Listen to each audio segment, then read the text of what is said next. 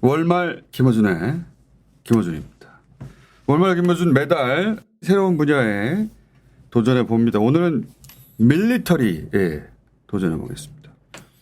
공군과 해군, 그중에서도 소수의 엘리트들만 가능하다는 전투기 잠수함을 직접 다루신 두 분을 모셨습니다. 전투기 조종사와 잠수함 함장을 역임하신 두 분, 권재상 예비역 대령 모셨습니다. 안녕하십니까? 안녕하십니까?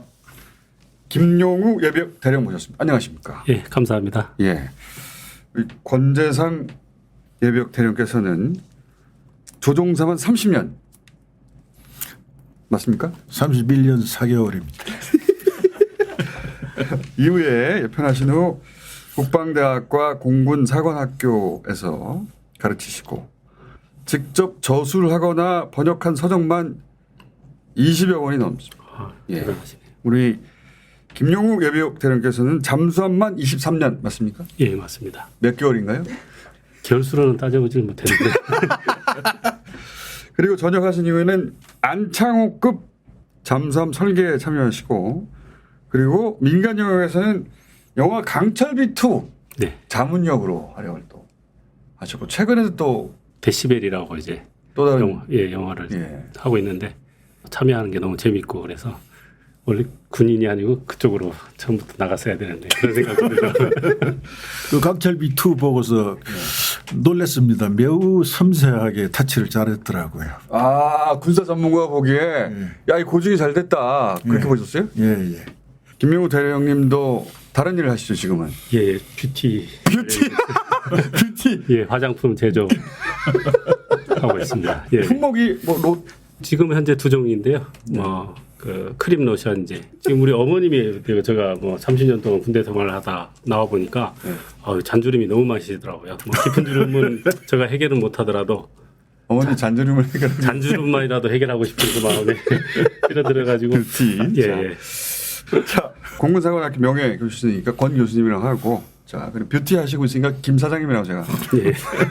감사합니다. 알겠습니다. 자, 권 교수님은 공군 조종사만 31년 예 하신 거죠? 31년 4개월. 31년 4개월. 우선 이 질문부터 제가 좀 드려보겠는데 공군하고 해군 사이가 좋나요? 제가 군 생활하는 동안에 공군하고 해군하고는 원칙적인 수준에서 성격이 비슷하고 그다음에 하는 사고방식이 그래서 상당히 유사한 점이 많고. 아 그래요? 전문성을 살리기 위해서 노력을 해야 될 예산 문제나 기획 문제가 나왔을 적에는 서로가 협조를 잘 하는 걸로 보고 있습니다. 그러니까 아무래도 이제 장비를 운영하는 전문가들이 그렇죠. 많다 예. 보니까 좀 전문가적인 그런 성향이 강한가 보죠? 그렇습니다. 저 외국의 사례도 보면 국가 정보를 다루는 데는 정치인이 들어가더라도 예. 전문성을 필요로 하는 직에는 해군 그 제독 출신이나 공군 장군 출신들이 많이 육군 들어갑니다. 아닙니까? 정보와 장비를 다루는 전문가이기 때문에 예. 그런 고위직에 해군과 공군이 가는 것은 전 세계적인 현상이고. 예. 탐 크렌시라고 그 사람이 쓴 책에는 뭐 육해공군을 망라하는 그런 책이 있어서 육해공군에 대해서 분석했는데. 예.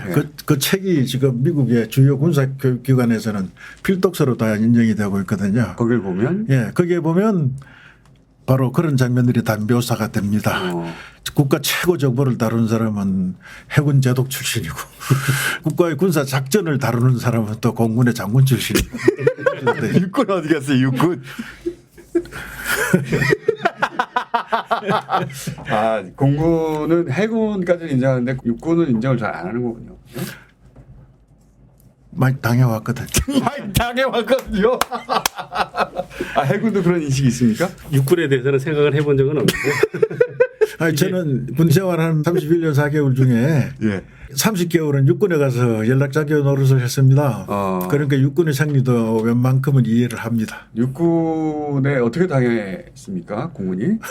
뭐 그거는 뭐 직접적으로 얘기하기는 어렵고 지금 얘기하다 보면 제 말이 다 섞여 있을 겁니다. 그런데 그에 대한 감정이 있으시군요. 뭐 그거는 뭐 최근에 보셨죠? 그 병사들 식사 문제. 병사들 식사 문제. 예, 그런 것까지도 육군이 주장하는 거는 통합이라는 얘기 그거 막느라고 군대장을 다 한 것 같습니다. 하향 평준화되기 때문에 내가 그걸 막으려고 평생 노력했었다. 수준을 낮춰서 자기 수준으로 끌어내리려고 하지 마. 자기 수준을 육군이 개입하면 그렇게 된다. 좋은 말씀이네요. 좋은 말씀. 그러니까 우리가 공군하고 해군의 리더십은 전문성을 가진 사람들을 관리를 하다 보니까 네. 좀 약간 생각을 공군 해군은 전문가들을 다루다 보니까 이게 섬세하고 그런데 네. 육군은 해군은 같이 싸우자 그겁니다. 아. 왜냐하면 함장서부터 전대 그렇죠. 보일러병까지 자기 롤이 다 있습니다. 배 하나 운명 공동체니까. 예.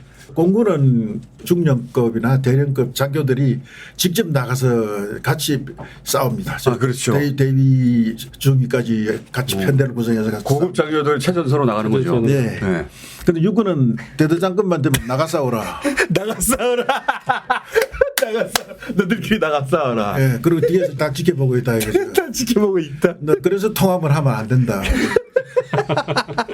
거기 다르니까 전혀 다르니까. 자, 우리 김 사장님도 대체로 동의하시는 거고요.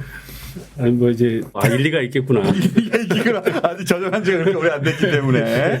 일리가 있구나라는 예. 생각이 좀 드네요. 혹시 그 화장품을 군에 납품하시는 건 아니죠? 아직은 아니고요. 아직은 아니고. 저도 이제 병사들 피부를 또 생각을 해야 되니까. 그러니까 예. 육군도 이제 그 고객이 될 수 있기 때문에. 그렇죠. 예. 그렇죠. 자, 그러면 서로에 대해서 이제 부러워하거나 그런 점도 있나요? 뭐 공군이 해군을 보면서 야 저거 부럽다거나 아니면 해군이 공군을 보면서 야 저건 부럽다거나. 저는 이제 그렇게 부러워해 본 적은 없는 것 같아요.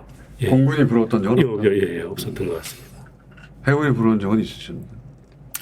저 생도 때도 그랬고 각 계급별로 육해공무원을 방문하는 기회들이 있습니다. 아 서로. 예, 그런 프로그램들이 있었는데 그때 그런 얘기를 했습니다. 우리가 매일 저 조정복도 못 벗고 조정화를 신은 상태로 비상대기를 뭐 한 달에 20일 이상 해야 되고 그 집에는 못 들어가는 날들이 그렇게 많고 조종사들은. 예. 아 조종사들은 그 조정복을 입고 있어야 돼요, 그냥. 예, 자다가도 3분 이내 출격합니다. 이렇게 우리가 고생스럽다라고 얘기하니까 네. 해군의 후배 한 사람이 그 얘기를 하더라고요. 그래도 선배님들은 한 달에 열흘이라도 집에 가잖아요. 해군들은 바다에 배 타고 나가면 요새는 며칠씩이죠?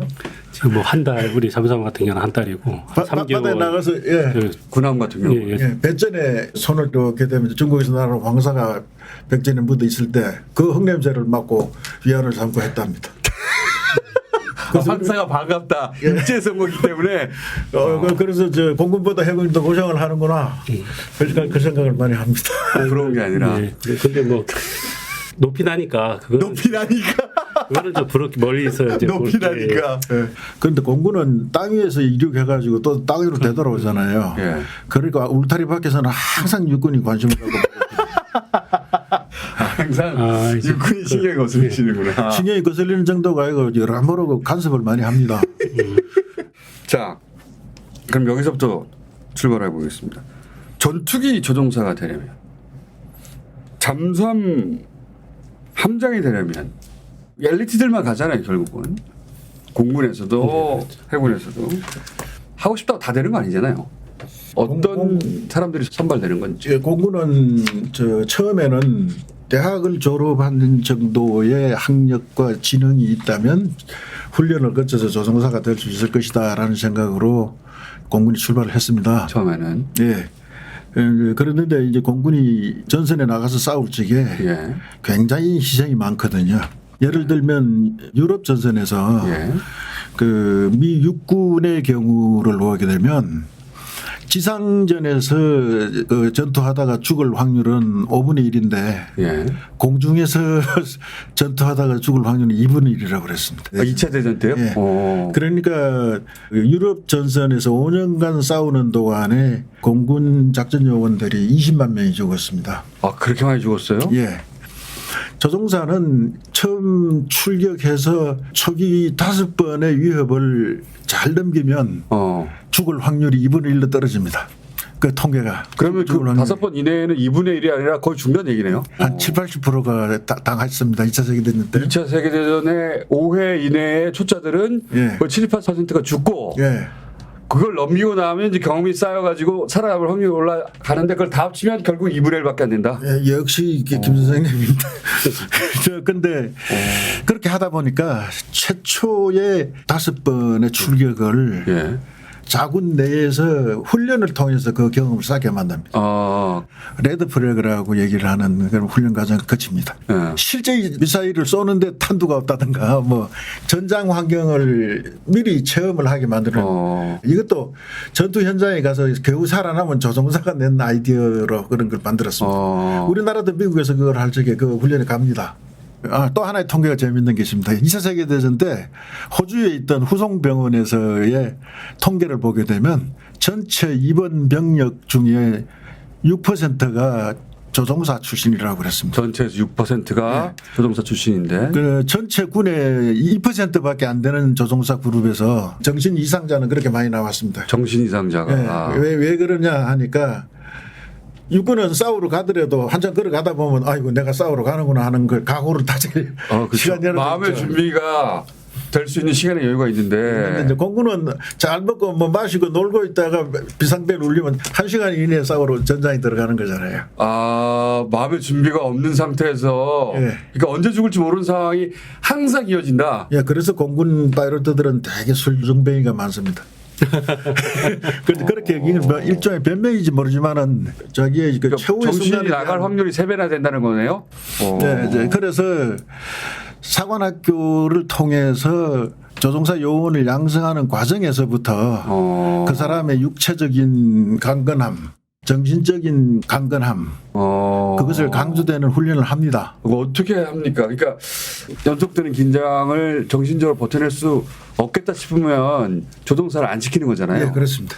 그 강도의 훈련을 견뎌낼 수 있는가, 그 심리적인 스트레스를 견뎌낼 수 있는가. 그러고 이제 조종 훈련을 들어가게 되면 약 2년간 기초적인 조종 훈련을 받아야 하는데 그 기간 동안에는 그 워시아웃이라고 우리 얘기하는데 재분류되는 사람들이 사관학교를 졸업했음에도 불구하고 절반 이상이 또 조종사가 못 됩니다. 워시아웃이라는 건 씻어서 걸러내는 거 아닙니까? 화장실에 물 걸러내는 거 아닙니까? 네. 그러니까 이 공군의 훈련 과정은 조종사 훈련 과정이라는 건 결국은 잘라내는 거네요. 야박하게 말하면. 잘라내는 게 추려 뽑는 겁니다. 그렇지. 추려 뽑는 건데 애초에 공사에 들어가는 것도 사실은 쉽지 않은 일인데 재작년 경우에 경쟁률이 90대 1이 되셨습니다. 공사에 들어가는 것조차. 근데 90대 1로 들어간 다음에 최종적으로 전투기 조종사가 되는 또 확률은 얼마나 됩니까? 평균적으로 봐서 15%입니다. 90대 1을 통과한 다음에도 15%만 살아남아요? 네. 오, 엘리트 많네. 박수! 그래서 이래봬도 제가 걸어다니는 100억짜리입니다. 거기까지 들어가는 비용이 100억이 되는 거예요. 한 조종사당. 그러니까 신체적으로 강인해야 되지만 정신적으로 그 스트레스를 통과해서 평정심을 유지한다는 게 어려운 거네요. 말하자면. 맞습니다. 사람은 이제 땅에 발붙이고 살기에 적합하게 지어심을 받았잖아요. 그렇죠. 그런데 물속에 들어간다든가 물 위에 뜬다든가 하늘에 뜬다는 것 자체가 그렇죠. 그거 자체가 스트레스죠. 그러니까 그 자체가 스트레스고 그러다 보니까 위험을 항상 안고 있을 수밖에 없는 게 예를 들어서 해군은 잠수함을 타고 있다가 밖으로 나오려면 고도의 압력을 받던 상황 하에서 공기 중으로 나오려니까 압력이 줄어드는 쪽으로 나와야 되잖아요. 이게 심리적인 텐션뱅뱅이라고 얘기를 하는데 고도의 압력이나 스트레스를 받던 상황 하에서 그것이 풀리지는 상황으로 나왔을 적에 그 사람이 보이는 태도. 공군은 고고도로 올라가기 때문에 기압이 굉장히 낮아지잖아요. 기압이 낮아지는 것 때문에 또 그 압력을 넣어줍니다. 그 여압이라고 얘기를 하는데 압력을 넣어줬다가 지상으로 다시 내려오게 되면 그걸 풀고 또 나와야 되거든요. 사람이 기본적으로 살던 여건에서 벗어났다는 건 같은데 되돌아오는 과정은 반대의 과정을 가지고 들어오죠. 그러다 보니까 서로가 이해가 잘 됩니다. 그런데 육군들은 그 사실을 전혀 모르죠. 항상 끝은 육군들 우리는 뭘 모른다. 아니 그거는 사실인 것 같아요. 그건 사실인 것 같아요. 주로 지금 기사장님은 위험한 발언을 하지 않고 숟가락만 얹는 것으로. 아니 그러면 가장 많이 탈락하는 대목이 뭡니까? 스트레스가 가해졌을 적에 어떻게 견뎌내느냐 하는 그 네. 상황하에서 못 견디는 것. 그것이 이제 제일 많고요. 그게 무너지는 건데 예를 들면 어떤 훈련을 하다가 무너지는 거예요?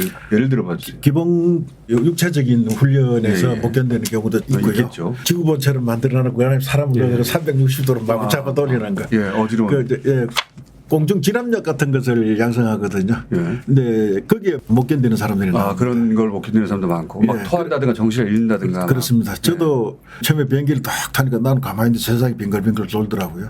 대위쯤 되고 나니까 아 내가 돌았구나.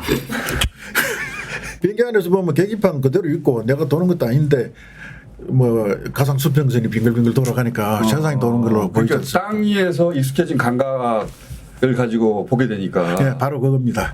지상에서는요 앞뒤 좌우만 있잖아요. 예. 공중에 떠는 조종사의 경우에는 앞뒤 좌우만 있는 것이 아니라 상하도 있고요. 예. 시간축이라는 게 있습니다. 시간축. 예, 우리는 분초로 따지거든요. 빠르겠네. 그 분초사에 이게 추락할 수도 있는 거니까 예, 예. 잘못 날아가면. 예.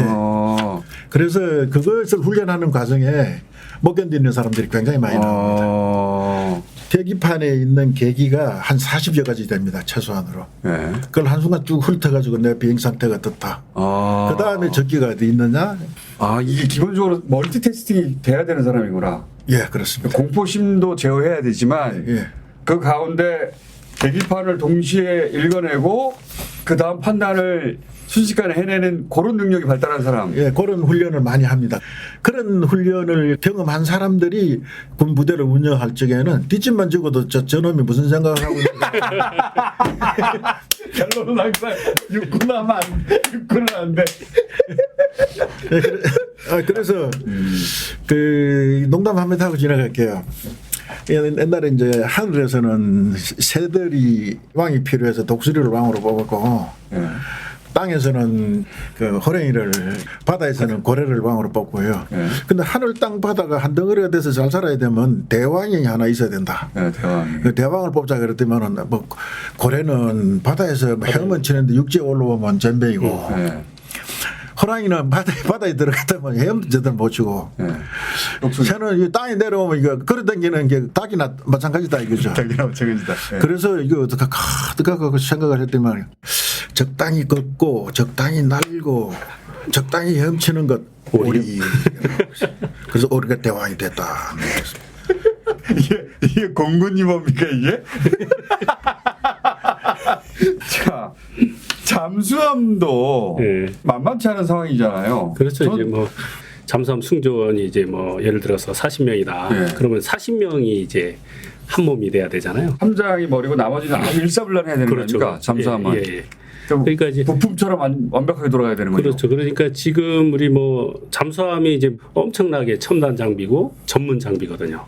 그러니까 그 장비를 일단은 뭐 운영할 수 있는 사람이 돼야 돼요. 일단 역시 잠수함도 예. 장비를 다루기 때문에 그렇죠, 그렇죠. 예. 기본적으로 그 전문가가 돼야 하고. 예. 근데 여기서 뭐 어디를 통과 못하는 거예요? 잠수함 같은 경우. 그러니까 이제 일단은 장비의 어떤 숙달 예. 그런 면에서 일단 1차적으로 이제 조종사와 준하는 예. 이제 개인의 성량이 필요하고 예. 그다음 이제 하나의 장비만 작동하면 안 되니까 잠수함의 경우에는 자기가 담당하는 것뿐만 아니라 다른 장비의 원리도 다 이해. 그렇죠, 그렇죠. 그렇게 공부를 많이 해야 되는 거야. 그렇죠. 그러니까 자기 장비는 확실히 알아야 되고 예. 다른 장비는 80%는 알아야 되는 그러한 이제 심리적인 부담이 기본적으로 엔지니어적인 마인드가 있어야 되는 그렇죠, 그렇죠. 그다음 하나의 지침을 주면은 그거를 시간 내에 해결해야 되는 이제 문제가 있거든요. 육상에서는 다 가능해요. 시뮬레이션 할 때는 다 가능한데 바닷속이라는 공간에 대한 어떤 두려움. 공포심에 제압당하지 않고 그렇죠. 바닷속인데도 불구하고 평정심을 유지하며 그렇죠. 예. 그 기계를 다룰 수 있는 예, 그런 능력. 그 멘탈이 일단 그렇죠. 그다음 또 40명 승조원이 내가 다 좋을 수가 없잖아요. 그렇죠. 저 사람이 내가 불신을 한다든가 또 잘못되면은 그거에 대한 공포. 아, 쟤 때문에 우리가 다 죽는 거 아닌가? 다 죽는 거 아닌가라는 어떤 여러 가지의 이제 정신적. 조종사는 모든 운명이 자기의 본인, 감각에 예. 달려 있는데. 예, 그렇죠. 예. 근데 이제 잠수함 같은 경우에는 나 혼자 잘한다고 되는 게 그렇죠, 아니다. 안 되죠. 아, 그런 공포가 있구나. 그렇죠. 뭐 하향 평준 돼버리면은 저희들은 깔아놓는 거고. 저희들은 어느 정도의 육군처럼 하면 안 된다 우리는. 그러니까 상대를 믿을 수 없으면 잠수함은 또 타면 그 자체가 공포네요. 그렇죠, 그렇죠. 그러니까 다들 나 정도는 된다라고 서로를 믿어야. 그렇죠. 그것이 이제 기본이고, 그 다음 이제 압력을 가해졌을 때 아니면 뭐 충격을 가했을 때 소리만 들어도 뭐 놀란다든가 그런 평정심을 가져야 되잖아요. 갑자기 뭐 조금 물이 뭐 탁 쏟아진다고 해서 뭐 의악해서 뭐 나중내 해버리면은 이렇게 해버리면 자기가 그 담당한 역할을 못하기 그렇죠, 때문에 못하게 되죠. 전체가 이제 정말 불안해지는 거죠. 그렇기 때문에 이제 자기가 포기하는 경우가 있고. 그 톱니바퀴 속에서 그렇죠. 견디지를 못하는 거구나. 견디지 못하죠. 견디지 못하면 전체가 무너지니까 다른 대원들도 싫어하겠네요. 그렇죠, 그렇죠. 그런데 이제